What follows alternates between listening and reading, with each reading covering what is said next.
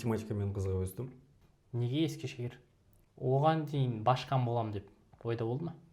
Мен өзім сақтайтын доллар, теңге өзіміз үшін. Юань. Ескешehir маған бір бизнесмендердің қаласы сияқты. Білмеймін, мне кажется, вот Ескешehir'да кәсіп істемейтін студент жоқ. Немесе андай болады ғой, уже обеспеченный студенттер ғана оқиды деген сияқты. Менің қазірге жасап жатқан башканством маған ешнәрсе тиын төлемейді, бірақ мен карьера ретінде қараймын. Спонсорларды сіздер қайдан табасыздар? Ол кісіге үлкен рахмет. Сол кісі бізді жанына тарта бастады. Маған өте қызық. Сіз жақтан, мен мәлік жақтан сұрадым. Өз жақ енді өзім көзқарасым өзіме түсінікті. Сіз жақтан қалай болды наурыз фест? Бірігіп Ескешehir'де жасауға шақырамыз. Миссиям бар. Халыққа қызмет ету, немесе халыққа пайдам тигізу. Әр адам өзіне толық жауапкершілік алса, әлем өзгерер еді. Керемет.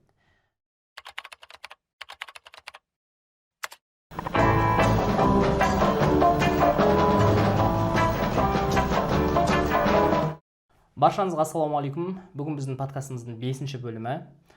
Қонағымыз Бөгенбай, Ескешehir'дің башканы. Бізде ереже бойынша қонақ өзін таныстырады. Сондықтан сіз кішігірім өзіңізді таныстырып жүрсеңіз. Есімім Бөгенбай, Ескешehir қаласының студенті, сол жақтың түлегі. Қазіргі таңда башканы. Шақыртуларыңызға рахмет. Мынандай бір сұрақ қойыңызшы. Жаңа ғана мен естідім де. Уже Ескешehir'да оқымайды дейді, дұрыс па? Жоқ, қазір осы семестр оқып жатырмын. Осы семестр. Сосын бұйырса диплом. Иә. Қанша сабақтан алттан қалдыңыз? Алттан қалған жоқпын. Чапырасыз? Иә. 2 сабақ. 2 сабақтан. Басқа уақыт тауып жүрсіз бе? Башқанлықпен, сабақпен үлгеріп. Онда біз ең бірінші биографиядан бастайық. Ол дегеніміз кішкентай кезіңізде жалпы не нәрсеге қызықтыңыз, қалай басталды барлығы. Турцияға келудің өзі бір тарихпен келеді ғой адам. Неге Турцияны таңдадыңыз деген сияқты. Сондықтан кішкентай кезіңізден бір-екі ауыз сөз айтып жүрсеңіз, содан кейін Турцияға қалай келдіңіз, соны айтып жүрсеңіз. Кішкентайымнан математикамен қызыға өстім. Математикамен қызықтым. Содан кейін 8-ші сыныптан бастап, 8-ші сыныпта Республикалық физика математикасы мектебіне түстім, Алматыдағы филиалына. Сол кішкентайымнан жаңағы техника, электроника, сол нәрселерге қызықтық. Содан кейін физматта оқып жүріп, мүмкін инженер саласына кетеміз деген ой болды. Бірақ мектепте жаңағы РФМШ дейміз. Сол мектепте 10-ші сыныпта мектеп президенті атандық. Жеке өзіміздің осындай группамыз болды. Ол жерде де президенттік атымыз шықты. Сол сәттен бастап қызығушылықтардың барлығы өзгере бастады. Командамен жұмыс жасау, көзге түсу, ойыңдағы бергің келетін бүткіл проекттерді өзінің қолында жасай алатын мүмкіндіктер берді. Содан кейін саясетке қызығушылық басталды. Тарих зерттей бастадық, оқи бастадық. Мамандық солай таңдалды. Госуправление, политология. Турцияға өте жиі келіп тұратынбыз. Бірінші шетелде оқитын, мен ағам, сестрам жоқ, үйдің үлкенім. Бірінші болғаннан кейін жақын жерде бәрімізде болды, алыс жерге сұрап жібере салмайды. Өзіме де жақын жер Түркия дедік те, Түркияны таңдадық. Осы жердегі ең үлкен, ең қызықты оқу орындарын таңдадық. Тек Анадолуға түсем, түспесем болмайды дедім ғой. Неге Ескешehir? Вот тек қана Анадолу болып, Анадолуға барлық универдерді зерттедік отырып. Тағы достарым болды. Если Анадолудан приглашение келмейтін болса, Турцияға уже бармаймын деген шешім қабылдадық. Ол жерде Стамбул, болу, басқа бір 7-8 университеттен приглашение келді. Не үшін Ескешehir? Себебі Анадолудың өзі, бізде 2 университет бар, Анадолу және Осман Гази. Анадолу, қазір сіздер білетін болсаңыздар, әлем бойынша 3-ші орында тұр студенттер саны бойынша. Ол жерде очко рейтинг бар, 2 миллионға жуық студенттер бір уақытта оқып жатыр. Бірінші, қателеспесем, Индия, одан кейін Бангладеш, одан кейін осы Түркия, Анадолу. Екінші очередь Осман Гази университеті кезінде Анадолумен Анадолудың астында болған. Осы алдыңғы ғасырда 2-ші университет қылып бөліп жіберді. Ал Осман Гази университетінің саясат бөлімі Түркия бойынша 1-ші орында тұр. Профессорлар всегда алмасады, всегда бір-біріне тәжірибе алмасып тұрады. Сол себептен Анадолуға саясатке түсуім керек болды. Төмер оқыдыңыз? Төмерді мен онлайн оқыдым, 11-ші класста. Сразу 1-ші курсқа түстім. Бірінші курсқа түстіңіз. қай курстан бастап башкан болдыңыз? Башкан мен 4-ші курста алдым. 4-ші курста? Иә. Алдыңғы жылы? Иә. Оған дейінгі өмір қандай болды башканға дейін? Бірінші курста жаңағы айтқандай мектепте президент болдым. Президент болғаннан кейін активист болмаймын деп ойладым бірінші курста. Себебі мектепте де өте үлкен жұмыс шаралар ұйымдастырдық. Мектеп араларда КТЛ, НИШ барлықтарымен ортақ достар тауып, ортақ проекттер жасап, одан кейін кішкене оқуымыз енді бірінші курсқа түскеннен кейін қиын болды. Шетелде болғаннан кейін лучше оқумен айналысайық, немесе жеке кәсіптер бастайық, проекттер бастайық. Дәл сондай оймен бірінші курс бойы жүрдім. Бірақ біздің менің алдымдағы экс-башканымыз бар, Самал абла. Біздің әпкеміз, әлі ақылдасып жүреміз. Ол кісіге үлкен рахмет. Сол кісі бізді жанына тарта бастады. Бірінші курстың соңына қарай. Екінші курстан бастап сол кісінің қасында жүрдік. 2 жыл бойы. 2 жыл бойы дегенде, 1,5 жыл бойы жүрдім мен 3-ші курстың ортасына дейін. Одан кейін жаңа кәсіптерге кетіп қалдым қайтадан. 1,5 жыл бойы қасында жүріп, бүткіл команданы жинап, сол кезде осы шаңырақ деген проектіміз шықты. Шаңырақты әлі толық айтпаңыз, қазір оған келеміз бөлек. Жақсы. Сол кезде жаңа команда Самал абланың қолдауымен, сол кісінің бастауымен, басқа студенттермен бірге жасап жүрдік. Дәл солай 3-ші курста қайтадан шығып кеттім. Тек қана кәсіптермен айналыстық, жобалар жасадық. Одан кейін қайтадан 4-ші курста келіп, Самал абланың ұсыныс тастады. Дәл солай башканствоны алдық. Оған дейін башкан болам деп ойда болды ма? Оған дейін болмады. Башкан болам деген ой надан пайда болды. 3-ші курстан кейін жазда мен стажировка өттім. Өз мамандығым бойынша сыртқы істер министрлігінде Астанада. И сол жақтағы бүткіл HR-да жұмыс істедік. Департамент человеческий ресурс. И ол жердегі қараған кезде енді адамдардың бүткіл бэкграундтарын қараймыз. И осындай бір кейс керек болды карьераға. Сол себептен өте үлкен бізге тәжірибесі мол екенін түсіндім. Және өзімнің де былай сырттан қараған кезде әлі қосатын нәрселер болды. Қазіргі қосқан нәрселеріміздің барлығы сол кезде ойымызда болды. Башканствоны сол кезде аламыз деген ой болды. Самал абла ұсынды. Ойланған жоқпыз. Кеттік те бастап кеттік. Сол кезде башкан болдыңыз. Өз командаңызды алып келдіңіз бе, әлде қандай бұрында болды, солардың ғана башканы болдыңыз ба? Жоқ, жаңа команда. Бұрынғылар болды, өте аз. Башкан не берді? Башкан енді сырттай қарағанда бұл жұмыстың барлығы тек активист сияқты. Активист және концерттер ұйымдастыру деген адамдар сол ғана оймен қалады. Бірақ бұл мен үшін активист емес, мен башканствомен мемлекеттік қызметтегі карьерамды бастаған адам ретінде сезінемін. Жұмысыма сол жұмыс ретінде қараймын. Дипломатия. Көп тәжірибе берді. Ең азында халықаралық қатынастар біздің Анадолу енді білесіздер. В целом Ескішehir студенттер қаласы, өте көп ұлттар бар. Біз түрлі қала башкандармен, ұлт башкандармен араласамыз. Жеке өзіміздің түрік дүниясы деген нәрселерді өзіміз құрғанбыз. Осының барлығы опыт болып, қауымдастықтағы жаңа система, департамент құру, дышішілері, қазір енді жаңағы құрметті консулдық бар, оған да жеке тоқталайық. Оған да жеке тоқталамыз. Оған дейін спонсор табу деген нәрселердің барлығы ол адамның бір ашылатын навык болып, студент ретінде біз оларға еш нәрсе бере алмаймыз. Бірақ олардан біз алуымыз керек. Ол келіссөздер жүргізуде оңай болған жоқ. 100 адамға ұсынамыз, соның 5-еуі бізге келеді деген сияқты. Ал мына опыт маған болашаққа жұмысқа деп айттыңыз.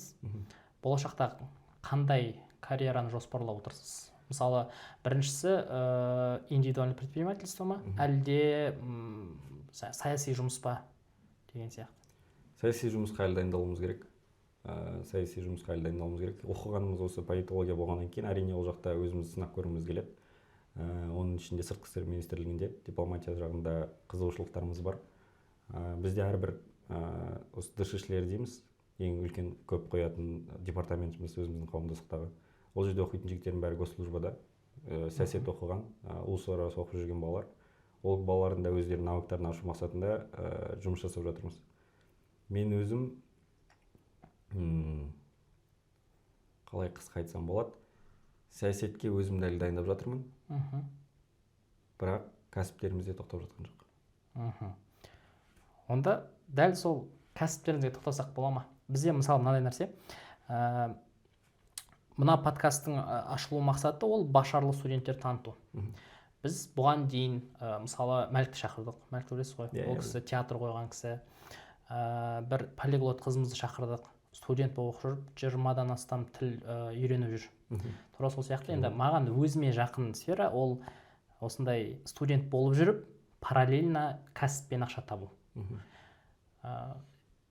Цифрасын точно сұрамай ақ қойын, бірақ мысалы не нәрсемен айналыстыңыз, не нәрсемен қазір айналысып жатсыз, егер секрет болмаса? Жақсы. Түрлі кәсіптермен айналыстық, шыны керек. 9-шы класстан бастап Құдайға шүкір, әрқашан отбасымыздың қолдауы болды. Бірақ әрқашан қалтамызда артық ақша болсыншы деген ниетпен ғана жасап жүрдік, қызық жасап болып. 9-шы сыныптан бастап физматта оқыдық. Сол жаңа айтқан 8-ші сыныптан бастап физматта оқыдық. 9-шы класстан бастап кішкентай сыныптағылар жаңадан келгендер қиналып жүрді. Солармен репетиторствомен айналыстық. Физика, математика пәндеріне жұмыстарын жасауға көмектесіп, оларға жеке сағаттар бөліп. Содан басталды, содан түскен ақшаға жеке курстар аштық, басқа КТЛ физматқа поступительный экзамендерге дайындалу. Одан кейін велосипедтер саттық. Қай жерде? Алматыда. Офлайн точка, онлайн? Жоқ, онлайн. Онлайн болды. Сатуға көмектестік деп айтайын бірінші. Содан кейін ғана біз сатуға кірдік. Бірақ провальный нәрсе болды бұл жерде. Товардан бізді лақтырып кетті. Біз ол кезде кішкентаймыз, ешнәрсе білмейміз. Жинаған ақшамыз бәрін салып жүргенбіз. Қытайдан заказ алып келгенбіз. Россияға кетіп бара жерінен ақша бәрі жоқ болып кетті. Біз Россияға сататынбыз. Түрлі қызықтар болып тұрады ондай. Ол кезде енді қатты бас ауыртатын ек, қазір ондай нәрселерге. Әр провальный нәрседен бір тәжірибе аламыз ғой. Одан кейін университетке дайындалып, президенттік жұмыстар болғаннан кейін мектепте көп айналысқан жоқпыз. КТЛ-ға, физматқа оқушылар түсіріп жүрдік, дайындап. Одан кейін ғана осы жаққа келгеннен кейін не істейміз деп кішігірім жобалар бастадық. Қазіргі жасап жатқан тамақ сату, ана мынау дегендердің бәрін көрдік. Ол жай ғана тірліктер болып, студенттермен бірінші танысқаннан кейін өзіміздің ортамыз ауысқаннан кейін бір-бірімізбен кішкене орта коннект болсын деген мақсатта. Біз одан кейін косметика саттық Алматыда. Так, осы жер маған қызық. Уходовая косметика. Оны Кореядан? Жоқ, Қытайдан. Қытайдан Қазақстанға? Иә, үлкен кәсіптің барлығы осы жақта басталды. Қытайдан косметика саттық. Менде әрқашан андай болады. Кәсіп жасау менде қазір қанша айтамыз ғой қазір барлық кәсіптерімізді. Осының біреуін маған ақша жасау керек, қайдан ақша тапсам екен деп бір нәрсені іздемеймін. Құдайға шүкір, бір мүмкіндік береді. Бір таныстан келеді, бір енді адам күн адаммен дейді ғой. Мүмкіндіктердің бәрі адаммен келеді. Таңертең саған көшеде кетіп барып, бір жапыраққа жазып жібермейді саған. Түсіңе кіріп біреу мынамен айналыс, саған ақша келеді деп айтпайды ешкім. Тек қана адамдармен келеді, сол үшін адамдармен танысамыз, адамдармен окружение создавать етеміз. И солардың арасынан келеді. Дәл осылай косметикада келген болатын. Бір кісі келді. Складта осындай товар бар, тұр. Сатсаңдар тағы да Қытайдан заказ беріп береміз. Болды, кеттік дедік. Біз сіздерге жұмыс жасамаймыз, біз сіздерге сатып процент имейт етеміз деп солай кіріп кеттік. Дальше ол барлығын сатуға көмектестік. Тағы да бізге товар алып келіп берді. Складтар толып жатыр. Біз онлайн сатумен айналыстық. Точка ашқан жоқпыз. Точка ашуға шешім қабылдаған жоқпыз, себебі мен өзім нарықта болдым. Мынандай қызық бар. Мен алдыңғы жылы, бірінші жылы келген кезде маған косметикамен айналысу ұсыныс келді. Неге? Себебі мына жақта косметикасы енді нашарлау. Бірақ бір қызығы Кореядан напрямую Турцияға жол жоқ. Түсінгенім бойынша. Сол сияқты Қытайдан Қазақстанға, Қазақстаннан Турцияға деген ой болды ма? Жоқ, Турцияға ешқашан болған жоқ. Бұл жақтан мен ашуға бака бірінші, екінші курстарда мен мүлде Түркияға бизнесқа жоламаймын дедім. Үшінші курста да солай ойладым. Төртінші курста ғана қызығушылықтар пайда бола бастады. Қазір бізде осы жақта компаниямыз бар. Ол туралы қазір соңынан айтайық. Именно косметика ондай нәрселермен айналысқым келген жоқ бұл жақта. Ол кезде дайын болған жоқпын оған. Біз тек қана Алматыда саттық. Қазақстан бойынша саттық онлайн. Қазпочта и Каспий. Солай. Wildberries-қа кірдік содан кейін сол косметикамен. Солай бір-бірімен кете берді. Wildberries-қа кірдік. Wildberries-қа кіргеннен кейін ол жақта да ақша жатқанын көрдік. Ол жақта товаркамен кірдік. Нелер саттық. Кішкентай балаларға үйде қоятын ойыншықтар бар ғой. Сырғанайтын бір. Сондай нәрселер сата бастадық басында. Оларды да Қытайдан алдырттық, дәл солай Қазақстан складтарымен Россияға сата бастадық.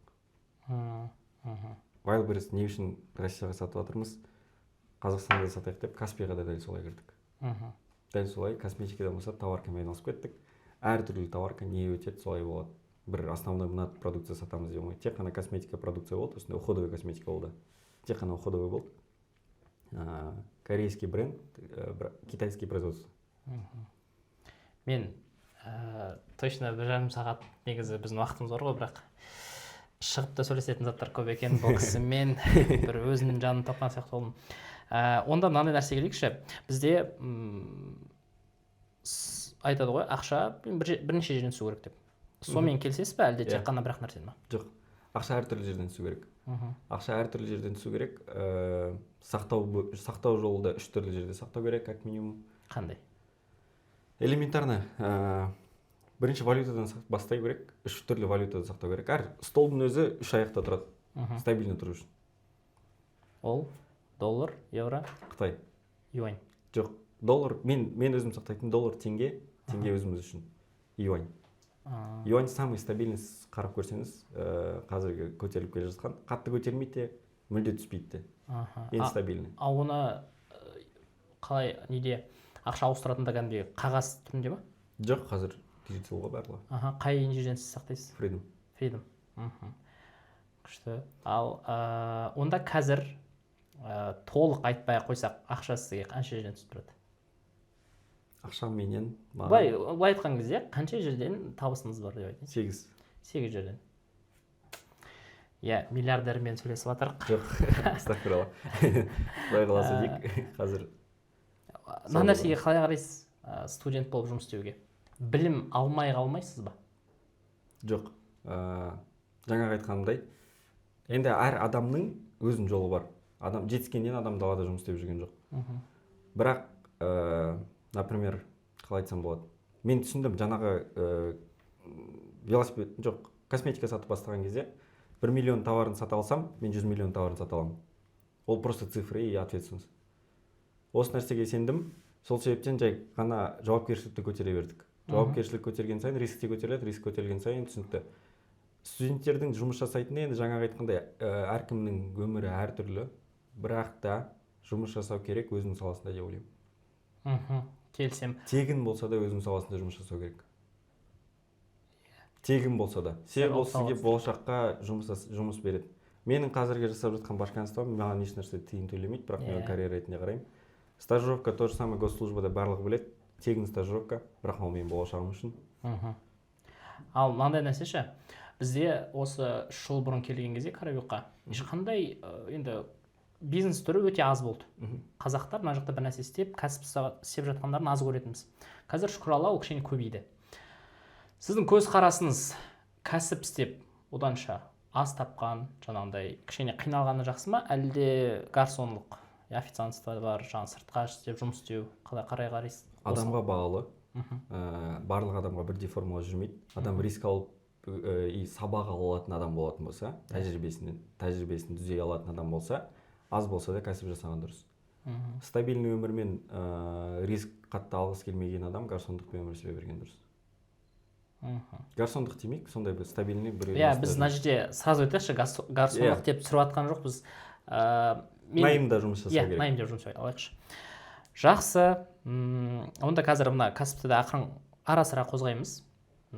Менде өте бір қызық сұрақ тұр мына жерде. Алдыңғы жылда сіздер подкаст түсіргенсіздер. Иә. Қайда ол? Қайдан көре аламыз? Подкастты біз алып тастадық. Неге? Алып тастадық. Неге? Бірінші очередь съемка қателік болды. Бірінші. Екінші, ол жерде біздің басты мақсатымыз, біз осындай бір бөлмеде жинаған жоқпыз, 100 адамды жинап алдында жасадық. Наоборот, сол үшін қызық болды да, күшті. Иә. Ол жерде мен бірінші өзім қонақ болып бардым. Мақсатымыз не болды? Қалада жаңа система жүріп жатты. Жаңа біз енгізіп жатқан департамент, клубтар, жұмыстар, студенттер.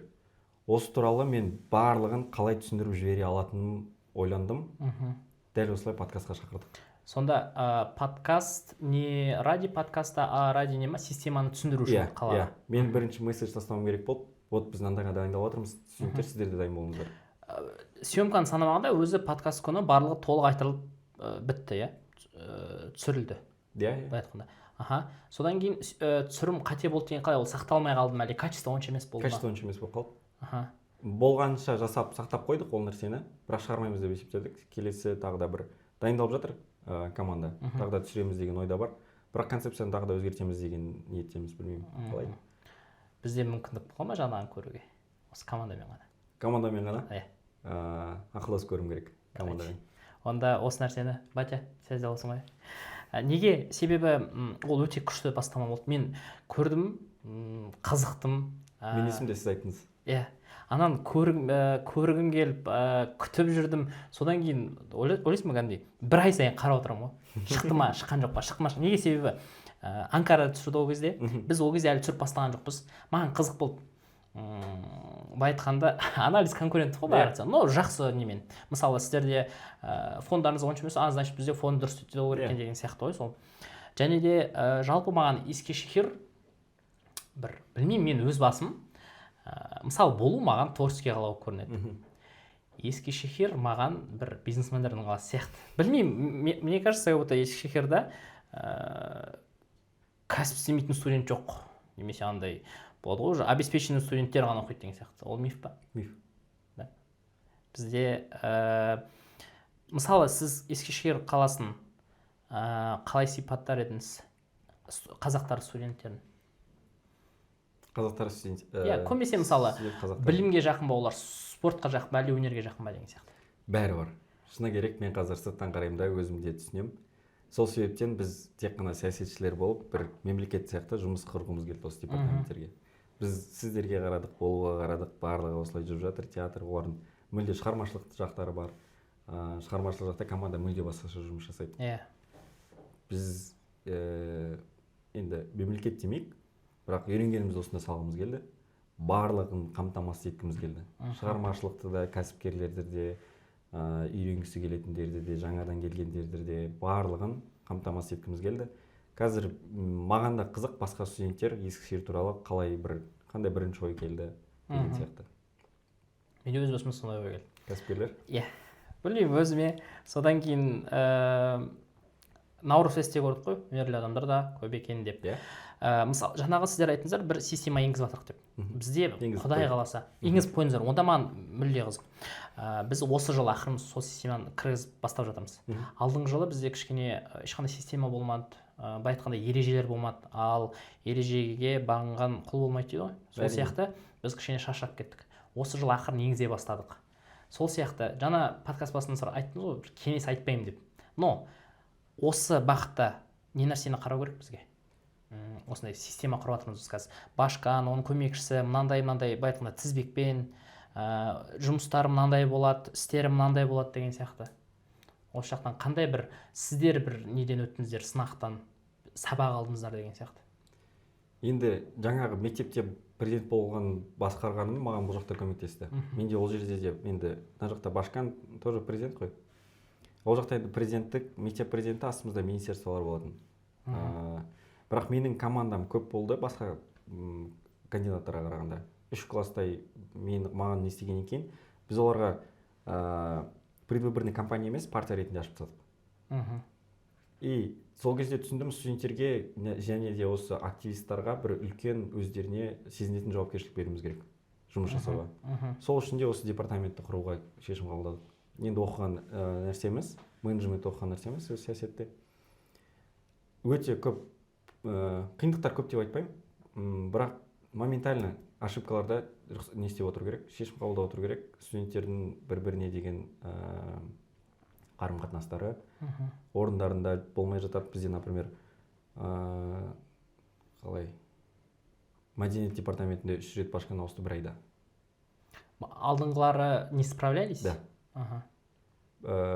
Маркетингтікі 2 рет ауысты. Алдындағысы өте жақсы жұмыс жасады, мен оны мәдениетке ауыстырып жүрдім соңында. Повышение? Да. И мәдениет сол кісі келгеннен кейін жақсы бола бастады. Оны мен апардым да қайтан дыш ішлеріне бір кіргізіп алдым. Сөйттім да сол кісіні қазір ярдымшы қылып қойдым. Қанша департамент бар? 5. Башқан, сосын? Жоқ, Башқан басқа. Сыртқы істер департаменті. Ол басқа қалалармен неге жауап береді? Сыртқы істер департаментінде Башқан жоқ. 4 баламыз бар. 4 жігіт осы саясатте оқитын. 4-еуінде 4 түрлі жұмыс. Біреуінде спонсорство, біреу басқа қалалар, біреу ұлыстар арасы, біреу команданың сыртынан қарап нелерін жасап жүреді. Қалай айтса болады? Командамен сыртқы командалармен тәжірибелерін алмастырып жүреді. Содан кейін? Дыш ішлері, мәдениет, концерттер ұйымдастыру, стендтер ұйымдастыру, тамақ барлығы қарайды. Ол же қанша адам бар? Ең үлкен мәдениет 25 адамдай бар. Команданың 45-40% сол жерде. Өнершілер жаңағы барлығы үстінде болады.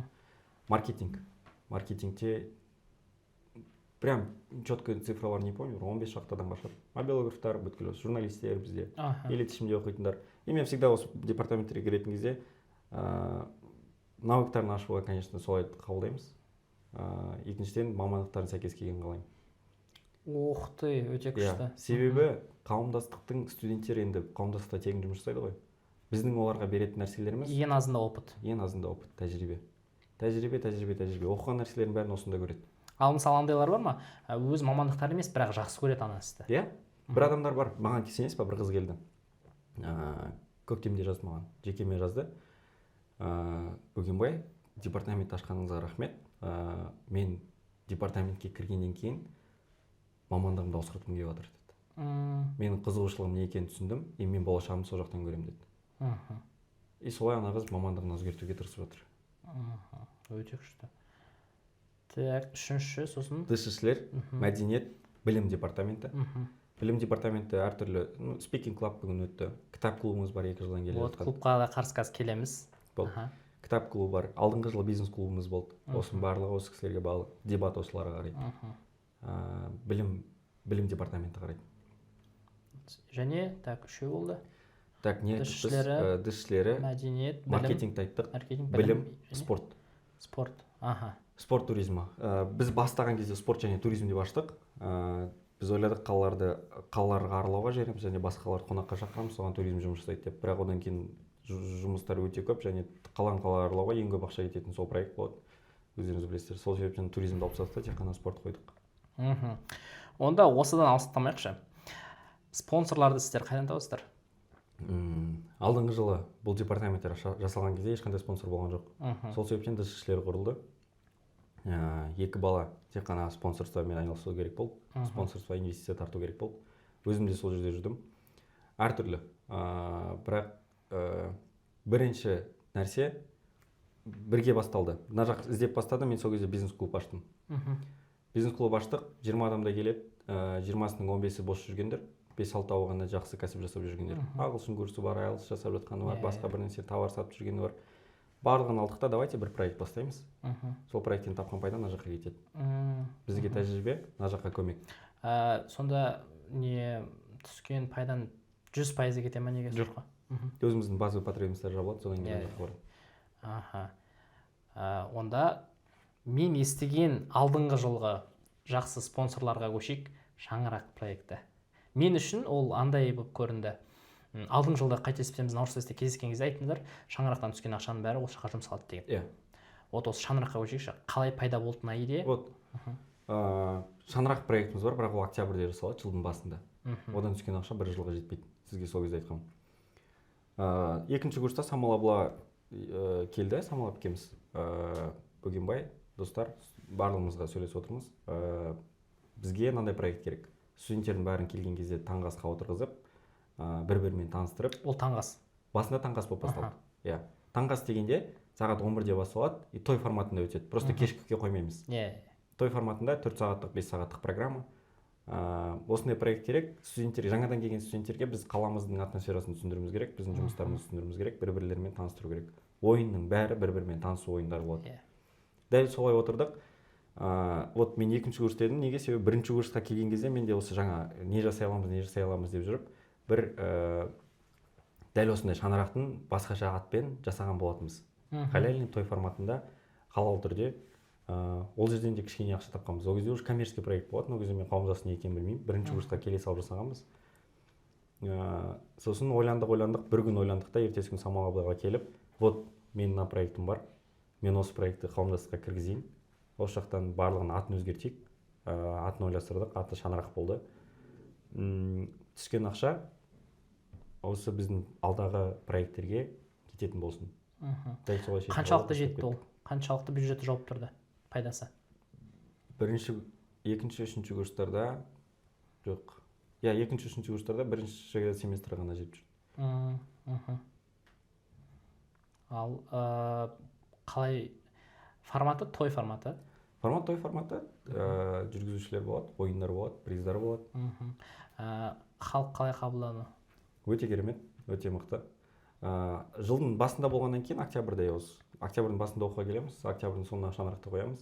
Ол жерде бірінші жаңағы айтқанымыз студенттерді бір-бірімен таныстыру, оларға өзімізді таныстыру мақсатында активистерді басқа студенттерге таныстыру.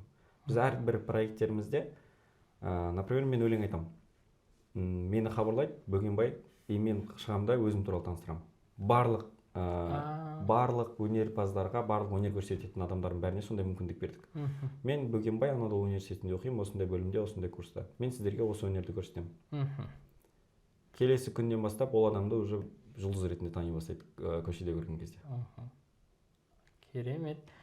Осы жылы ақырындап консулствомен байланыстырайық. Осы жылы шаңырақ консулствомен бірге өтті.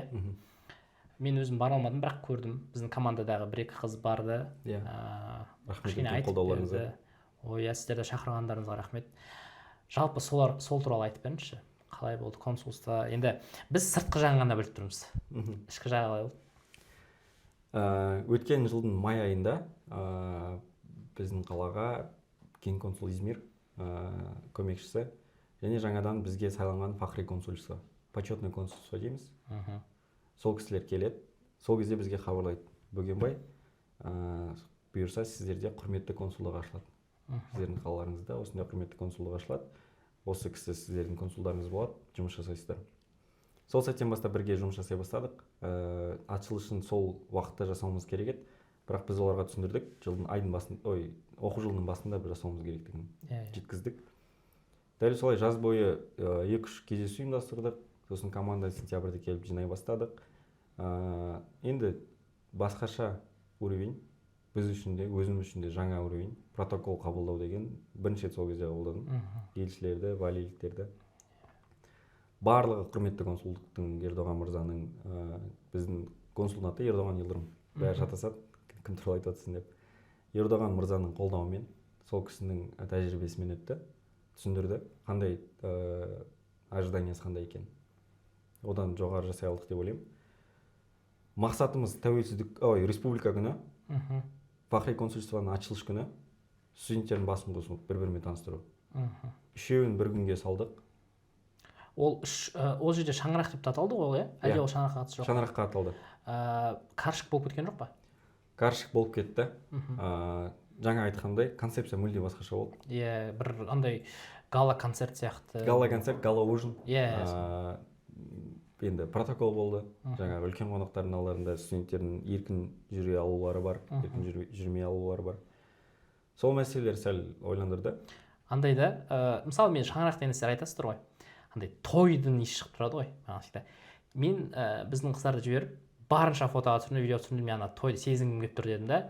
Сосын маған келіп көрсетеді, андай не болды да, бір светский ужин сияқты. Сол иісі кетіп қалған жоқ болады. Сондай болды. Сондай болды. Сол себептен де осы айдың 20 күні жаңадан өзіміздің шаңырақ жасағым келіп жатыр. Осы айдың 2 аптадан кейін. Сол үшін ба? Алдыңғыда сезілмей қалған үшін ба? Біріншіден сол үшін бір проект жасауым керек болды. Мен ойладым, өзім осы семестр бітіремін дедім ғой. Жаңадан башқан сайлауымыз керек. Мен ойладым, тәуелсіздік концертіне қоямыз деп. Тәуелсіздік концерті, содан кейін бір кішігірім тағы бір нәрсе жасаймыз, сол жерде объявлять етеміз деп. Потом шаңырақ жаңағы айтқандай басынан бастап өзім жүргеннен кейін өзім проектім соңғы шаңырақ болғанын қаладым. Сол үшін үлкен дайындықта жүріп жатыр.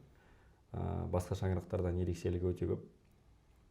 Бұл шаңырақ басқа шаңырақтардан ерекше? Бұл шаңырақ басқа шаңырақ. Бұл шаңырақ өзімнің жасап жатқан соңғы жобам болғаннан кейін әрине белгілі, бар күшімді саламын. Команда қолдауда, барлықтарына рахмет осы жерде. Ол жақта бір қандай жоспар бар басқаша? Қонақ болыңыздар, келіңіздер. сол кезде көреміз. Сол кезде бөлісейік. Сол кезде көріп өздеріңіз бір кері байланыс берсеңіздер. Осының 20-сы. Бізде осының 21 ма бір ешқандай жоспар жоқ па еді? Мен шатып тұрмын. Онда бұйырса өте қатты қалап тұрмын осы нәрсені, себебі мен андай естігенде не нәрсеге қызықтым. Турцияда той форматында бір нәрсе өтіп жатыр деген сияқты. Себебі көбісі мысалы жаңа тоймермен таныстыру, басқа жаңадан келген студенттермен таныстыруды көбісі андай не форматында өткізеді, бір конференция форматында. Сіздердікі ана қатты маған өтті. Той форматында, былай айтқанда қазақилықпен жаңағыдай студенттер танысуын қосу дегендей. Жақсы, онда бұйырса осының 20-сы ниеттенеміз. Күтеміз. Жақсы, онда біздің алдыңғы жылғы бірігіп істеген проектімізге келейікші. Наурыз фест. Маған өте қызық. Сіз жақтан. Мен Мәлік жақтан сұрадым. Өз жақ енді өзім көзқарасым өзіме түсінікті. Сіз жақтан қалай болды Наурыз фест? Қандай форс-мажорлар болды жалпы? Форс-мажорлар? Список па болады? Жоқ. Бұл жоба өзімізге қызық болып, білесіз, болуда. Қалай барлықтарыңызды таныстырғым келді бір-бірлеріңізбен, өздеріңізбен таныстырғым келді. Сол жерде сіздерді шақырып өзім айттым, бір жоба бастайық. 5 қаланы біріктірген Болу қаласында мәкеңдер шаршап жүріп келген болатын. Сол жерде туды ғой осы идея, Наурыз фест. Өте қызық өтті. Енді әр жерде айтам, жобалардың қателігін айтуға болмайды. Фидбек алсаңыздар болды. Главный тәжірибе алу керек. Бұл естественно. Құдай қаласа, бірігіп Ескішевде жасауға шақырамыз. Так, екінші шақырту жатыр. Мен андайды қуанттым. Сотрудничество ғой. Вот осыдан түсіне берейік, Наурыз фесті ұнамаса біз тастап қоя салатын едік. Біз оны қайтадан және өзіміздің қаламызда жасамыз келеді. Әрине сіздермен, сол 5 қаламен. Мүмкін басқа қалалар қосылады, бірақ ешкімді кемсітпейміз. 5 қаланың өзі по-любому болады. Біз осы нәрсеге ашықпыз. Осы жылы караоктың башқаны мен болмағандықтан шүкір қазір сізге ешқандай ответ берсем де, иә десем де мен сөзім өтпейді қазір. Андай болып жатыр мен үшін, осыған дейін енді 4 қонақ келді ғой. Барлығы нелері, мамандықтар жаңағыдай, тіл, режиссура деген сияқты. Енді Мәлікті кішкене қиынырақ болды. Былай айтқанда, грубо айтайыншы, манипуляциямен алуға тырысып жатырмын да, секреттерді ашып, бүйтіп шығып кетіп жатсыз да. Сондықтан, иә, біз ұнағаны үшін қазір істейін деп жатсыз, но енді ожидание реальность қандай болды? Шкаламен есептейік. 10-нан 7. Вот 10-нан 7. Неге 7? Вот 0-ден 7-ге дейін берген не нәрсе? Жоқ, енді 7-ге дейін түсірген нәрсе. Әрбір жобамызда 10-нан 10 деп айта алмаймыз. Әрбір жобамызда өзіміздің қателіктеріміз болады. Қандай? Бір қателік айтайықшы. Бір қателік ба Наурыз фесттан? Ортақ дайындықтарымыз аз болды. Ортақ дайындықтар аз болды. 5 қаланы біріктіру өте оңай емес. Башқандар өзіміз жиналамыз, өзіміз бір-бірімізге задача беріп, оны контролировать ете алдық. Бірақ та номер қоятын кезде Сакария мен Ескішевден студенттер алып келу керек болады, бірақ барлық студенттерге жағдай жасап беру біз башқан ретінде сәл қиын болады. Барлығын бір жерде жинап, дайындықтарымыз аз болды. Содан кейін программада дейікші, программада қателіктер болды, оның сыртында фестивальда да, ойын форматтарда да, барлығымыз атсалысатын жерлерде дайындықтың жоқтығынан біраз минустар болды. Сіз ана неде болған жоқсыз, сол Наурыз фест болып жатқан кезде бізді башқандарды бір бөлек жерге алып кетті ғой. Ол жерде болған жоқсыз? Болған жоқпын. Ол жерде сіздер қай жерде едіңіздер? Бір кісі ауырып қалды ма? Иә, мен Ескішевір қаласынан бір студентім ауырып қалды. Сол кісімен больницаға кетіп қалдық. Больницада болдық 3 сағат, 4 сағаттай. Ол кісі давление болды ма, есін танып болды. Бізде себебі ең күтпеген форс-мажор солар болды. Сіз алып кеткен студент бар, сосын біз жүріп бара жатқан кезде де бір студент құлап қалды. Ол күні күн ыстық болды ғой. Мысалы Мәлік алдыңғы жолы подкастында айтты да, зонтик кішкене көбірек болу керек. Тегін таратуға мүмкіндік болса ғой деп. Кешірім сұраймын. Әрине оны контроль жасай алмадық қой біз. Бірақ күннің ыстығы үшін бір 2-3 адам құлап қалғаны бар. Мен күттім ол нәрсені. Қанша жасап жатырмыз ондай жобалар күттім. Бірақ өзімнің қаламдан болады деп ойлаған жоқпын. Құдай сақтасын, барлығы жақсы бітті. Барлығын жағдайын жасай алдық. Вовремя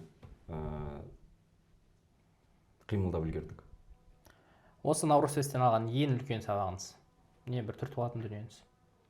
Наурыз фест мен студенттермен басқа қалалармен жасап жатқан жобаларым бірінші болғаннан кейін келіссөздер жүргізу. Бес башкан 5 түрлі. Әркім барлығы тәжірибелі башкандар. Барлығы тәжірибелі, барлығының бэкграундтары бар. Сол себептен ешқашан андай сіз жасай саласыз ба, я мен жасай саламын деген болмайды. Ортақ шешім, келісім сөздер жүргізу. Осы келісім сөз демекші, осы Инстаграмда біз нені көріп жүрдік? Басқа елдердің башқандарымен келісіп жүрдіңіздер, Ешкешекерде. Ол жерлерде не талқыланды, не қозғалды жалпы? Енді біздің қаламызда, сіздерде де солай шығар, біздің қаламызда ең бірінші Азербайжан мемлекеті, студенттер көп.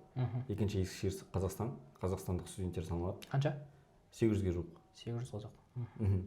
Қалғандары одан кейін Өзбекстан, Қырғызстан, Индонезия олар да бар. Бірақ ең жақын дегендерді шақырдық. Бірінші Өзбекстан, Қырғызстан барлығын.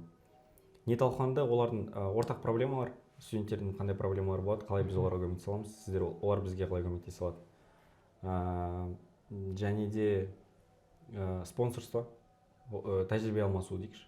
Спонсорство қайдан аласыздар, қайдан қолдау беріп жатыр. Сол мәселелер талқыланды. Одан кейін ортақ жобалар.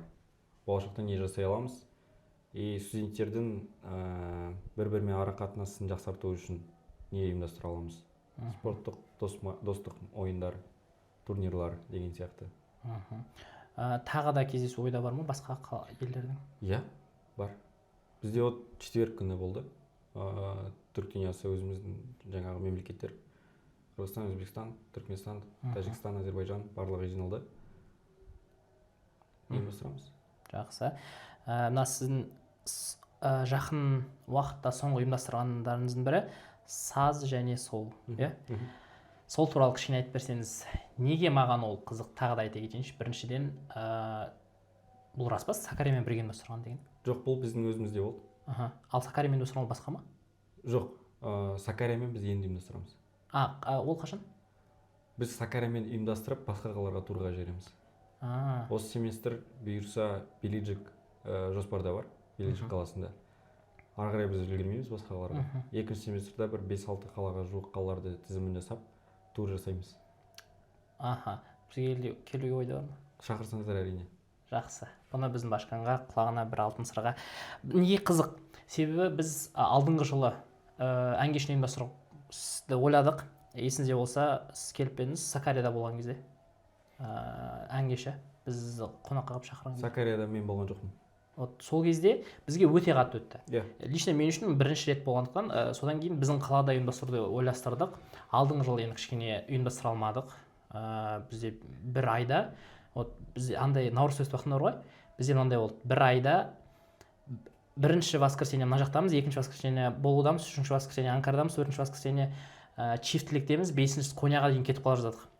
Енді осы жылы тағы да бір рет ұйымдастырып көруге ой бар. Сондықтан ұйымдастырған адам ретінде қалай болды, не нәрсені былай айтқанда учитывать ету керек деп осы бұрынғы бэкграундты айтып берсеңіз. Өте керемет. Біз бірінші рет өткен семестрде ұйымдастырған болатынбыз.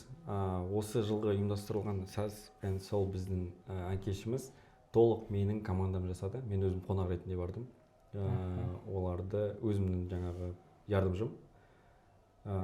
Басқа командалармен барлығымен өздерінің жасаған жобалар болды. Бұл жерде енді көбінесе Сакария башқан Абдуразақ. Әбекеңе Алла разы болсын, көп тәжірибелермен бөлісті. Ол кісі енді қанша рет жасап жатыр жобалар. Дәл солай сол кісімен не істедік. Енді формат жанды дауыс, жанды музыка, инструменттердің көп болғанын өзіміз қаладық, іздестірдік. Сакариядан кахон алып келдік, саксофон өзімізден таптық, жаңа балалар, жаңа әншілер алып келдік. Бізде Алуа жұлдыздың кеші, кештің жұлдызы. Ол кісі Қазақстан дауысында бізде турнирларға қатысып жүрген қыз. Сол қыздың да бір ішкі талантын ашуға, осы жақтағы өздерінің тыңдаушыларын жинап беруге соған атсалыстық. Енді не үшін Белиджик? Бекарыс Бележіктегі досымыз, ол жақта да башкан, ол жақта да система құрылып жатыр, ол жігіттер де ұйымдастырып жатыр. Ол кісілер вот товарищеский матч шақыруға бізде 14 күні товарищеский матч болады. Бурса, Сакария, Ескішehir, Бележікте қонақта боламыз. Сол күні кешке ол кісілер сол бізді қонақ қылып ән кешін ұйымдастыруға шақырып жатыр. Ал мына жақта жаңа сіз көрермен ретінде өзіңіз айттыңыз ғой. Ұйымдастырушы ретінде бір нәрсе қай жерде ұйымдастырылды ол? Ұйымдастырылып кафешкада. Сондай сахнасы бар, инструменттері бар. Ақылы түрде. Ақылы түрде. Кафешкамен қалай келістіңіздер? Мысалы, арендасын төлеп әлде бір нәрсе? Жоқ, былай болды. Купон. Бір билет бағасын шығарамыз. Ол кісі бізге айтады, вот 180 лира. 180 лира сатып, билеттер бір адамға 180 лира төлейсің, ол адам кез келген ішecек таңдайды. Кофейня болды ол жер. Тамақ жейтін нәрсе емес, тәттілер бар. Кофейня, кофе, мохито, басқа нәрселер таңдай аласың. Дәл солай келістік, біз үстіне ешқандай ақша қосқан жоқпыз, 180 лира берді, 180 лира саттық. Мысалы андай болған жоқ па, сіздер ең азында 100 адам алып келу керексіздер деген сияқты? Болды, бірақ Ескішehirде біз уверіміз 100 адам жинауға. Бізде 100 адам дедік, олар айтты, кемінде 100 адам, себебі біз өзіміз солай қаладық. Бір салоны бар, сол жерде полный біз қазақтар отырсын дедік. Олар айтты, 100 адамға толтыру керексіңдер. Ой, кемінде 100 адам болу керексіңдер. Бізде 140 адам жиналды сол күні. Қанша күнде сатты, Сұлтан? 4 күнде сатты, 4 күнде сатылды. Керемет. О жерде бір форс-мажор болды ма? Форс-мажор. Мысалы, Сакарияға барған кезде андай момент болып қалды. Немен? Аппаратурамен. Дұрыс істемей қалады, нет қалады. Сосын ан жаққа бардық та, ол жердегі кісілер енді микрофон нені қатты нетпейді екен. Жаңа сол организовать етіп жүрген. Сосын мен барып жаңағындай мынаны былай қосасын деп көрсетіп кеткенім бар. Сол сияқты сіздерде қандай бір қызықты момент болды? Форс-мажор деген. Шынымды айтсам, қатты неміз емес, болған жоқ. Идеально болды. Жаңағыдай көрінетіндей бір нәрсе өшіп қалып, бір нәрсе не болып қалып деген болған жоқ. Бірақ қыздардың жаңағы әншілердің айтуы бойынша акустика сәл-пәл слабый деді. Енді ол бізде қателеспесем открытый салон, осында аспан ашылатын. Прям жабық мынандай здание емес та. Үстінде терраса сияқты жабылады. Соның кесірінен шығар деп қойдық. Жаңағы неден басқа расходтар болады, жаңағы 2-3 күнге біз оларға ән айтатын акустикалық кабинкалар жалдадық. Олар дайындалды. Енді ол профессиональный әншілер да олар. Гитарада ойнайтындар да, андай жай попури жасап отырғызылған жоқпыз. Кахонды алып келген адам Сакария от Абекен көмектесті. Қанша уақыт дайындалдыңдар күн? Қанша уақыт жиналды? 10 күн. 10 күнде 10 күннің 7 күні былай өздері жиналып жай өлеңдерін нелерін жинап жүрді. 3 күн менен сұрағандары 3 күнге салон жасау жаңағы акустикалық кәдімгідей дайын студия дайындау. Сол жерде алып қалдық. Солай дайындалып алып шықты. Енді мен алдыңғы жылда мені қызықтырған бір тақырып бар, клубтар тақырыбы. Себебі Карабюкқа осы клубтар дегенді енгізуге тырысып жатқаныма 3 жылдай болды. Сіздерде ол сізге дейін бар ма еді? Жалпы соның тарихы қалай келді, және қазір қандай клубтар бар, қалай жұмыс істеп жатыр, соларды айтып жүрсеңіз. Менің башкам болмағанға дейін бар еді, бірақ ол кезде де мен активист едім. Кітап клубы қателеспесем 2 жылдай болып қалды. 1,5-2 жылға қарады енді. Әлі жүріп жатыр. Форматы қандай болды? Жиналады, кітап таңдайды, талқылайды. Аптасына бір рет келесе ма? Кітапқа байланысты. Көбірек болса 2 апта береді, азырақ болса 1 апта болады. Ең азында 1 апта, ең көбінде 3 аптаға дейін барады. Мына нәрсені ескерейік. Бұл үжретсіз, иә? Үжретсіз. Кафешкада жиналады өздері, кітапхана сияқты жасалған интерьер, сондай бір ресторанымыз бар. Кітап кафесі. Кітап кафесі. Сол жерге жиналады. Өздері шай заказ береді, өздері отырады, болды. Тағы қандай клубтар бар? Менің кезімде басталған бизнес-клуб аштық. Осыны талқылайықшы. Өзім өте қызық. Дебат клубы ашылды. 3-і басталды. Бизнес-клуб қалай жүрді? Бизнес-клубтың амачы мынандай болды. Енді жаңа қараймыз группада. Мен всегда қазақтарға айтамын. Қазақтар Түркияға келіп, қазақтардан ақша жасағысы келеді. Неге түріктерден жасамасқа? Ох ты. Неге түріктерден жасамасқа? Можно поподробнее? Енді қарап тұрсаңыз 4 есе көп население бар иә Түркияда. Карго дамыған, товарка дамыған, бүткіл сайт трендел барлығы дамыған. Ең жоқ деген сол, енді жоқ деген емес, мен де жаңадан басында жоқ деп ойлағанмын, жаңағы рассрочка, бізде енді оңай ғой, рассрочкаға сата бересің, басқа нәрселер бар, Каспи поддержкалар өте мықты, Инстаграм қалай дамып кеткен. Бірақ мына жақта да сәл зерттесең, бұларда да бәрі оңай, негізі. Вот не үшін Түркияға кірмеске? Және сіздер айттыңыз ғой жаңа 5 осы кәсіпкерлер бірігіп бір проект істедік деп. Иә. Ол ағылшын курс. И қазір товарка. жүріп жатыр ма олар? Иә, ағылшын курс біз былай жасадық. Қазақстанда жасадық. Бізде Қазақстанда онлайн жасадық. Қазақстан, Россия, Дубайда студенттеріміз пайда болса. Үш жақтан. Бізде кейс болды. Қазір үш бала қалдық сол жерде. Үш бала владелец ретінде. Вот жаңағы айтқан Турцияда сол компанияны енгізіп жатырмыз. Турцияда компания ашып жатырмыз, ағылшын курс. Плюс бізде Индияда бар. Индия мемлекетінде ағылшын курсымыз бар. Вот осы мемлекетте бөлім жасаймыз. Қазір ол бизнес клуб бар ма? Бизнес клуб қазір жоқ. Не үшін? Себебі бұл жерде бір ғана спикер болды. Басқа адамдар өздерінің тәжірибесімен бөлісе алмады. Себебі тәжірибе аз болды. Бірақ бәрі қызықты. Вот осы нәрсені айтасыз ғой, мен қайтадан бізде алдыңғы жыл 1-2 жыл бұрын болды ондай дүние. Бірақ форматы кішкене өзіме айнып қалдым ойын. Сіздерде қандай формат болды, не істеу керек? Мен бүйтейін, сізге қазір мен жасаған форматты айтайын, жасағым келетін форматты айтайын. Давайте. Жасаған формат әркім өзінің тәжірибесімен бөлісу керек. Жасап жатқан проектісіндегі жоспарларды және результаттарды көрсетіп, мына адамдар оларға анализ жасау керек. Осындай менде формат болды. Бірақ мына жақта жаңа айтқанда 20 адамның 16-сы бизнес жасап жатқан жоқ. Ана жерде мен ғана сөйлеймін. Қасымдағы 3 адам сөйлейді, 3 адам анализ жасайды, сонымен бітеді. Ал ана 16 адам мынандай болған жоқ па? Мысалы, сол бизнес клуб уақытында задание деген сияқты ғой, мысалы бір нәрсе ашылып көру. Иә, задание болды, штрафтар болды. Олар бір нәрсе жасауға тырысты. Бірақ олардан мен ешқандай тәжірибе ала алмаймын. Иә. Мен оларға тәжірибе беріп кеттім, басқаларға тәжірибе беріп кеттім. Мен басқа жақтан үйреніп келемін, алайға беремін. Сол себептен ол нәрсені тоқтату керек болды. Маған самый главный ол жердегі жаңағы ең активный, жақсы кәсіп білетін, кәсіп жүргізіп жүрген балаларды тауып алдық, и солармен біз дальше жасап жатырмыз. Бізде уже бизнес клуб емес, біз жақын достармыз, біз жақын араласамыз, общий проекттеріміз бар. Біз олармен қазір шын отырып анализ жасаймыз бір-біріміздің жобаларымызға. Енді менің жасағым келетін проект кітап клубы сияқты. 20 адам жиналма, 20 адамның бір апта сайын бөліп тастап, бір күн сен спикер боласың. И бір бизнесменді немесе бір бизнес модельді талқылау. Мен келем. Например, Google. Google'дың тарихын айтам. Google'дың пайдасына көп әсер еткен решенияларын тауып келем. Основателін алып келем. Основателінің соңында қандай директорлар жұмыс жасады, қай жылы кризисқа кірді, ол кризистен қалай шықты. Осындай мәселелердің бәрін мен компанияға түсіндіріп беруім керек. Осы форматты мен қазір ойлап жатырмын. Қазір бірақ сіз ешкерден кетесіз. Иә. Бұны Қазақстанда істеуге жұмсадым.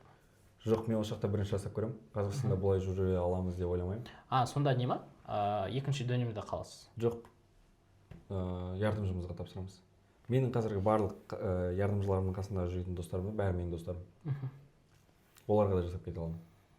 Мен қазір менде қазір менің жасай алмай қалған жоспарларым бар. Сол кісілер, мен сол жоспарларды қазір мен ярдымжыма тапсырып жатырмын. Сол команда дальше оларды жалғастыратын болады. Өте керемет. Дебат клуб? Дебат клуб болуда. Келдіңіздер ғой сіздер? Болуда, иә, алдың жыл ма? Иә. Вот сол кезде басталды. Дебат клубын жасауымыз керек. Оның алдында да дайындалып жүрдік. И бәріміз бір ауыздан келісіп болуды таңдадық. Болу жасайтын болдық. Сіздерден көмектесті есімде. Одан кейін өз арамызда жүріп жатты. Дебат. Ол жақтың сіз несін білмесе қатты? Жоқ, қатарласпаймын. Жаңағы білім департаменті қарайды. Кітап клубына то же самое. Мен қатыспаймын. Қатыспағанымыз... Енді мен ол жаққа қатысым келмей, себебі кітаптар, өзіміздің оқитын кітаптар көп. Өзіміздің саламызда, өзіміздің немізде. Сол кітаптарға көп көңіл бөлгім келеді. Алдыңғы жолы неде естідік, футболдан 3-ші орын алыпсыздар. Құтты болсын. Рахмет, Алла разы болсын. Бізде андай болған, осы біздің қаланың жігіттер бар ғой, соның капитаны бар Аслан деген. Сол кісімен келіскем. Ол кісі айтады, мен подкаст шақыр давай дейді. Мен айтамын, бірінші орын алып келсін, мен олар шақырамын деп. Содан кейін кішкене осы жылы бірінші орын алмады деп айтайықшы. Алмады, содан кейін келесі жылға деп отырық. Сол үшін сізден сол футбол жайлы бір информация алсақ, қалай өтті ол жақта? Сіз өзіңіз болдыңыз, иә? Афиндода болдық, Измирге, бізге Абдорға Измирге жерді. Ол жақта да болдық. Енді алдын ала дайындадық. Біз өткен жыл волейбол қыздардан бірінші орын алғанбыз. Сол себептен бізде алда өтеді. Қыздарды сол кезде дайындап үлгердік. Футболға мен ол кезде дайындап үлгермеген едім. Башкан бола салдық, сразу бізді шақырды деген сияқты. Осы келгенмен сразу жаңа команда құрдық. Формаларын, тренировкаларына уақыт бөліп, каждый тренировкасына өзім барып қатыстым. Балалардың бәріне отырғызып, достық атмосферасы создать еткізіп дайындадық команданы. Енді бақшама ана жақтағы организация қалай болды? Жақсы.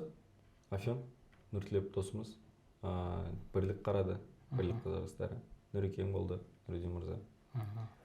Барлығы атсалысып, тамақтар дайын, қантты не көрген жоқпын. Болашақта Ешкешекерде де жарыс бола ма футболдан жоспарда? Волейбол точно болады, құдай қаласа. Осы қазір болып жатқан жоқ. Бізде мынандай ғой, елшіліктің тарапынан күз дөнемінде еркектерге футбол, бахар дөнемінде қыздарға волейбол ұйымдастырады. Әр қай команда, қай қала чемпион болады, сол қалада келесі жылы өтеді. Ешкешекер бірлікке қарай ма? Жоқ. Қармайды? Жоқ. Бахар дөнемінде енді волейбол бізде өтеді, құдай қаласа. Алла жазса бізде өтеді. Бірақ сондай сыбыс бар, футболда да бізде өткізу мүмкін күзде деп. Себебі Сакария өтті. Сакария есіп қателеспесем бір жыл бұрын ғой деймін, 2024-тің күз дөнемінде олар өздері финал жасаған болатын. Ара жақындап кетпесін деп бізге ауыстыру мүмкін Ешкешекерге екеуінде. Жақсы. Қазір енді көрсетеміз қалай максимально жасау керектігін, құдай қаласа. Болды. Онда қазір біздің подкастымыздың екінші бөліміне көшпей тұрып, бір хабарландыру. Біздің Алтынайға деген, оның анасына деген сборымыз әлі жалғасып жатыр. Сондықтан қазір ана жерде барлық документтерді көрсетеміз, реквизиттарды көрсетеміз. Егер қолдарыңыздан келгенше 100, 200, 500 мың теңге мүмкіндіктеріңіз болса, жіберсеңіздер, себебі кішкентай ғана тамшылап жиналған ақша бір кісінің үлкен деген өмірін құтқаруға көмектеседі. Баршаңызға Алла разы болсын. Екінші бөліміне көшейік. Ол екінші бөлімнің аты Алмастың жеке сұрақтары.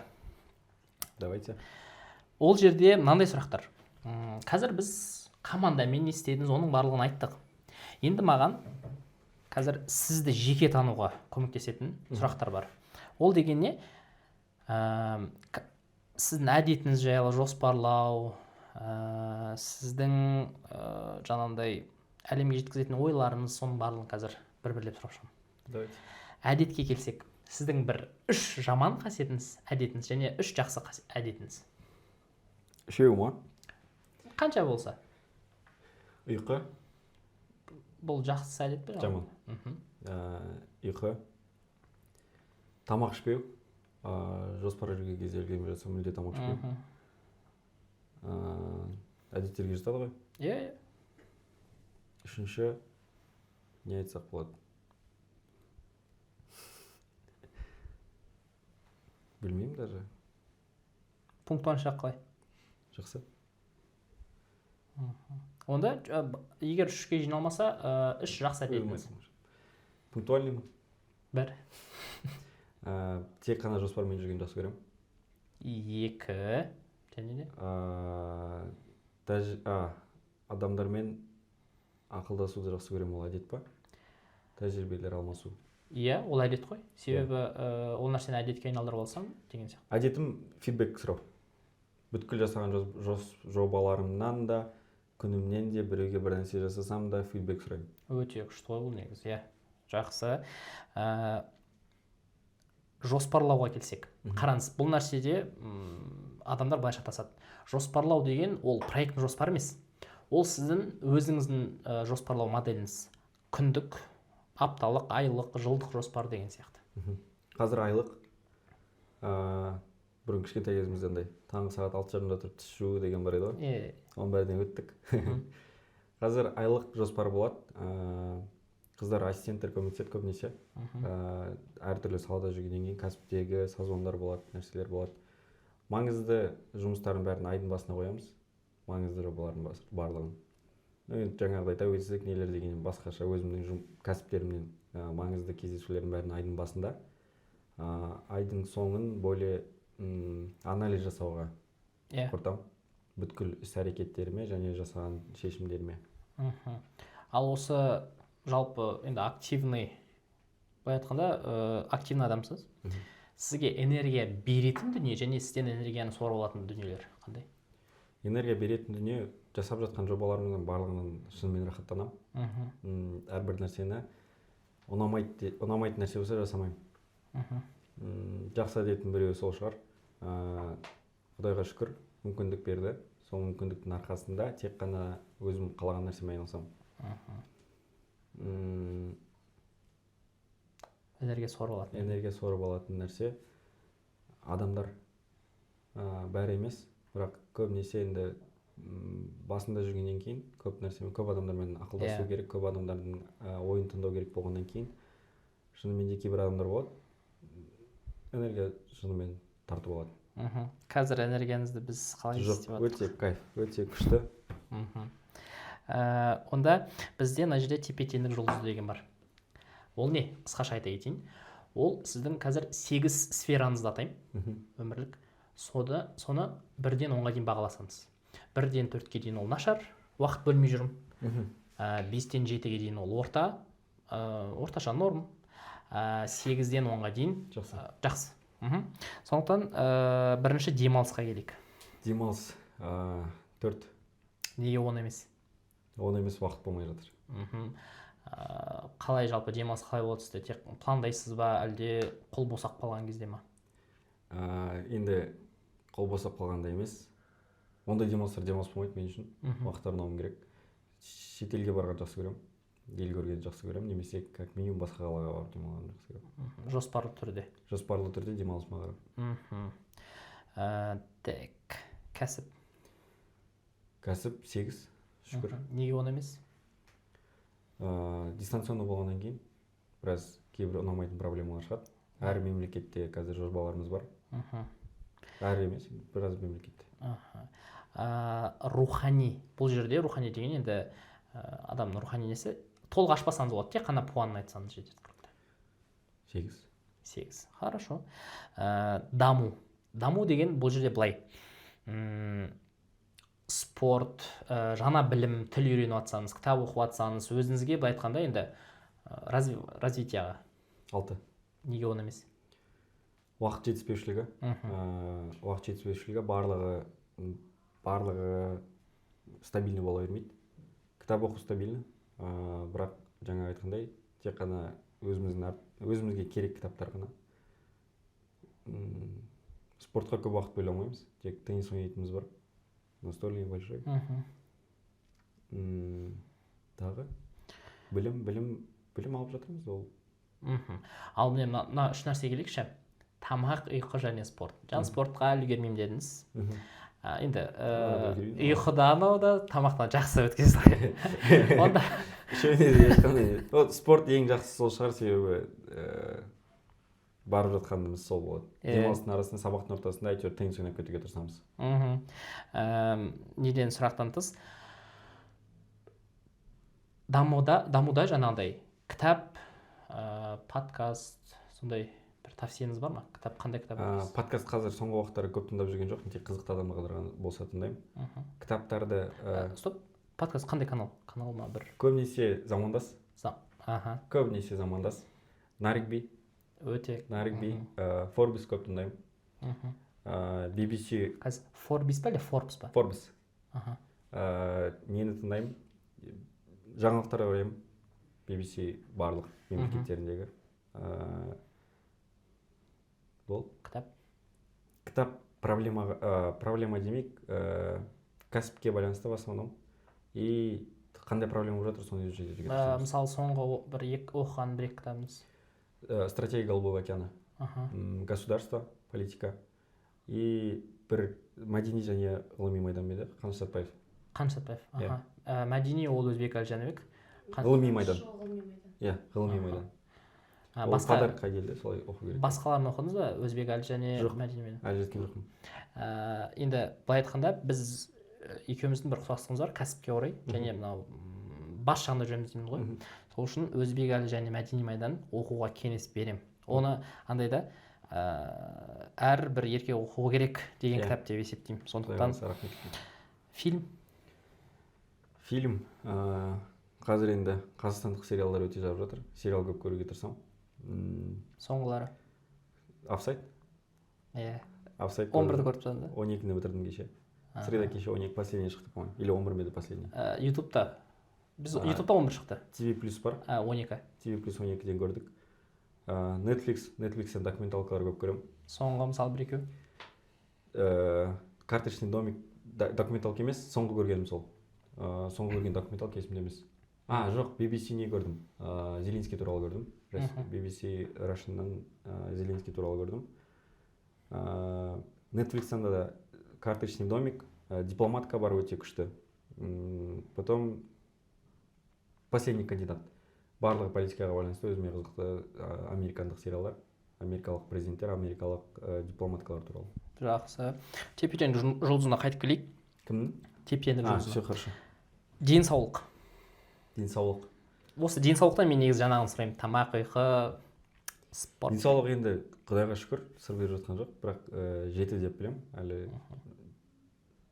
бұйырса осы қысқа жоспарлап отырмын. Барлық чекап өтуге. Қарым-қатынас. Қарым-қатынас деген бұл жаңағыдай қыздың әйеліңіз деген сөз емес.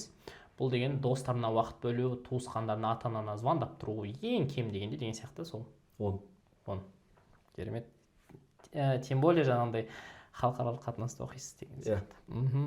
Қоғам деген не? Ол сізге ақша төленбейді, бірақ сіз бір пайдалы нәрсе істеп жүрсіз деген проекттер болса. Соған мен баға беруім керек па? 8 шығар, үлгермегеніме байланысты. 10 десем де болады, бірақ әлі жасағым келетін жобалар қалып кетіп жатыр. 8? 8. Онда біздің подкастымыздың дәстүрі, біз 8-ге тағы плюс 1 береміз, мына жаққа келіп подкаст беріп жатқаныңыз үшін. Себебі мына жерге төленбейді, бірақ барынша пайдалы болып жатсыз да. Алла разы болсын. Ең соңғысы оқу. Оқу деген ол тек қана универдің оқуы. Тек қана универдің оқуы. Тек қана универдің оқуы 9. 10 болу үшін не істеу керек еді? 10 болу үшін сабақтан қалмау керек. Қазір девамсыздық бар ма? Қалған сабақтар? Менде мүлде девамсыздық жоқ. В целом сабақта бар, бірақ мені қожалар қарамайды. Сол себептен де 9, бірақ бүткіл сабақтарын жауап беріп, ондай несілерге қарсымыз. Осы жолы диплом аласыз беріңіз. Құдай қаласа. Онда сол 9 болды, ақырын 10-ға диплом алғаннан кейін болады ғой. Құдай қаласа. Жақсы. Біздің соңғы предпоследний бір рубрикамыз ол блиц сұрақтар. Блиц сұрақтар ол сіз қысқаша жауап берсеңіз болады, немесе ашсаңыз болады, өзіңіз білесіз. Кеттік. Біріншісі, ол шетел студентінде болу керек 3 қасиет, болмау керек 3 қасиет. Болу керек 3 қасиет, болмау керек 3 қасиет. Саяхаттау болу керек. Адаптация болу керек. Қарым-қатынас болу керек. Болмау керек. Болмау керек. Еркіндік, қатты болмау керек. Еркіндікпен бітіре салсақ та болады, негізі бүткіл проблема қазір студенттерде еркіндікті қатты сезінгендіктен болып жатыр. Онымен келісемін. Жақсы. Миссияңыз бар ма? Егер бар болса қандай, жоқ болса это тоже нормально. Миссиям бар. Халыққа қызмет ету, немесе халыққа пайдам тигізу. Оған байланысты жоспарыңыз да бар. Бар. Сіз үшін башарлы студент деген кім? Башарлы студент деген Ескішehir қаласы туралы ғана айтайын. Универдің беріп жатқан бүткіл возможностьтарын қолдану. Және біздің қауымдастықтың беріп жатқан возможностьтың бәрін қолдану. Жақсы. Соңғысы, мына камераға қарап айтсаңыз болады. Бүкіл әлемге немесе 20 миллион қазақ естісе, немесе 7 миллиард, 8 миллиард адам естісе, қандай бір ой жеткізетін едіңіз? Әр адам өзіне толық жауапкершілік алса, әлем өзгерер еді. Керемет. Біздің соңғы нәрсеміз ол бере берсеңіздер болады. Подкастың соңында біз байқасаңыз келген қонақтардан бір негізі фотоға түсеміз қазір соңында, бірақ одан бөлек біз бір естелік алып қаламыз. Соның астына күнді, айды қолыңызда есімді жазсаңыз болады, және кез келген нәрсе жазсаңыз. Мысалы, біреу сөздер жазады, біреу сурет салып кетеді, біреуі мысалы Мәлік тұрды да ештеңе жазбай кетті өзінің. Сондықтан не жазғыңыз келсе, қолымыз кішкене теріліп кетті. Осында жаза береміз. Мына жаққа жазыңыз. Мына жаққа біз ішіне сіздің фотоңызды салып қоямыз. Естелік. Және де бізде алдыңғы жолы ұмытып кеттік осы нәрсені істеуге. Өзіңіз оқи салсаңыз жазған дүниеміз біздің көрермендер. Ескішehir қаласынан, қазағым отбасынан үлкен сәлем. Болды. Келгеніңізге Алла разы болсын. Бұл подкаст бізде Мәлікте 2 сағат 20 минут болды подкаст. Бұл енді 1 сағат 10 минуттай ғана. Бірақ андай болды да мен үшін. Өте пайдалы. Мәліктігі пайдалы демеймін, бірақ біздікі андай все четко ясно. Бірақ өте пайдалы болды мен үшін, кем дегенде. Көрермендерім үшін, командам үшін де. Сол үшін сіздерді тағы да күтеміз. Бұйырса бізде сіздерге шақыртуларыңызға үлкен рахмет. Бұндай жобалар бастау өте оңай емес, шыны керек. Әртүрлі камераның артында қанша команда бар. Ол кісінің командаларының барлықтарында өздерінің жауапкершіліктері бар. Сіздерге үлкен рахмет жауапкершіліктеріңізді до конца орындап жатқандарыңызға. Әрбір қонақтарыңыз орында болсын. Біз тәжірибемізбен бөлісуге жалғастыра береміз. Ал біз сіздерді қонақта күтетін боламыз. Осы подкастты көргендеріңізге Алла разы болсын. Барынша пайдалы дүние алдыңыздар деген үміттемін. Келесі бөлімдерді күтіңіздер. Әлі алда тағы да шығатын болады. Барлықтарыңызға ассалаумағалейкум. Алла разы болсын. Қазір мына жаққа тұрып бір фотоға түсіп жүрсек. Мен мына жерде бір сторис түсіресіз ма? Біз 20-сына дейін лайв сторис жүргізсін деп маған қыздар айтты да. Шаңыраққа дейін. Кешеде бастадық соны. Ассалаумағалейкум. Карабек қаласына қонаққа келдік. Подкаст, интервью. Барлықтарына сәлем. Қайырлы кеш.